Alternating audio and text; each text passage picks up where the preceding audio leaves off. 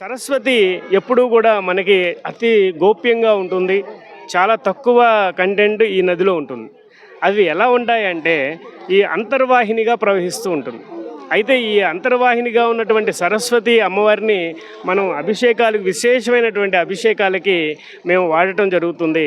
దానికోసం ఈరోజు మేము కలశంలో ఈ యొక్క నదీ తీర్థాన్ని పట్టడం కోసం కూడా రావటం జరిగింది. విశేషంగా అనుష్ఠానాలు చేసుకున్నాం, జపాలు చేసుకున్నాము. విశేషంగా పితృదేవతలకి ఆర్ఘ్యం ఇవ్వటం వల్ల విశేషమైనటువంటి ఫలితాలు వస్తాయి. అలాగే ఈ యొక్క అంత్యపుష్కరాల్లో మీరందరూ భక్తులందరూ కూడా పాల్గొని చక్కటి స్నానాలు, ఈ పుణ్య స్నానం అంటారు దీన్ని, ఈ పుణ్యక్షేత్రంలో ఈ తీర్థ స్నానం చేయటం వల్ల, ఈ పుష్కర స్నానం చేయటం వల్ల అనేక రకాల రుగ్మతలు తొలగిపోతాయి. అలాగే ఎన్నో పరిహారాలు, ఎన్నో సమస్యలకు పరిహారాలు చేస్తుంటాం కదా, అవన్నీ కూడా ఈ యొక్క నదీ స్నానంతోనే మనకు వచ్చేస్తాయి. కాబట్టి చక్కగా అందరూ భక్తులందరూ, ఇంకా మనకి 12 రోజులు చక్కగా ఉన్నాయి. తప్పకుండా అందరూ విశేషంగా వేలాది మంది తరలి వచ్చి, ఎందుకంటే ప్రభుత్వం వారు చాలా చక్కటి ఏర్పాట్లు చేశారు.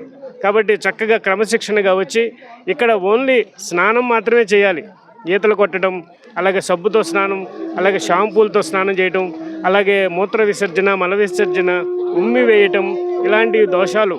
కాబట్టి అలాంటివి చేయకుండా చక్కగా భక్తి శ్రద్ధలతో వచ్చి మీరు కనీసం ఈ నదిని చూడటానికి రండి, అలా తాగడానికన్నా రండి. కనీసం ఈ స్నానం చేయడానికి అయితే వస్తే ఇంకా మంచిదని నేను కోరుకుంటున్నాను.